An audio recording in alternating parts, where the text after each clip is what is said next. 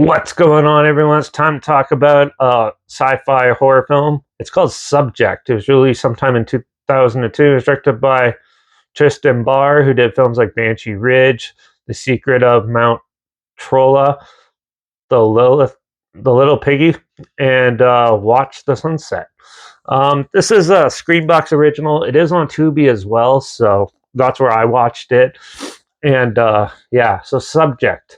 This is a sci-fi horror film. It's about a guy who you're not sure. They leave it open-ended with his backstory, but he might have like killed his family or something, and he's being held in jail on trial where a government agency stops the vehicle and asks him if he wants to participate in a certain study and to possibly not go to jail or prison and or at least get a reduced sentence. So he dies, and the whole purpose of this is he has to sit in a room and observe another being through this tinted window and say his findings, and then researchers come in and ask him questions, but he has to stay there the whole time. So he has a separate room and stuff. Now this makes him go a little bit psychotically mad and not really sort of like loses touch of reality a bit. Yeah. So this film was interesting in a way. It's very slow. This is a really slow burn movie, which takes time, and it's a micro budget movie. So I know a lot of people are gonna get turned off the way this was shot. It does have sort of like a found footage feel to it. To get the backstory and stuff, they show old camera footage of him filming his family's life and stuff, and how dysfunctional it was. And you really get the feel for the character. And when you start realizing the subject's he's watching is actually, spoiler alert, a little bit of an alien.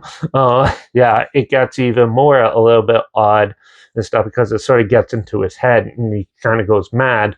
And but once it breaks out and stuff like that, it gets real cheesy and stuff. Not really the good cheesy either. Like the special effects in this and the makeup effects were okay. It's not. I've seen way worse, but still, it wasn't the greatest. The acting is okay. Some of the characters are pretty wooden and barely has barely any substance to it. Only the main character is pretty well written and done, and the actor wasn't too bad in this. But the rest of the acting is also pretty terrible. But overall, I thought the film was okay at the best. It is very slow to a really meaningless, diminished type of ending, which was just for shock value, which didn't really benefit anything at all after this.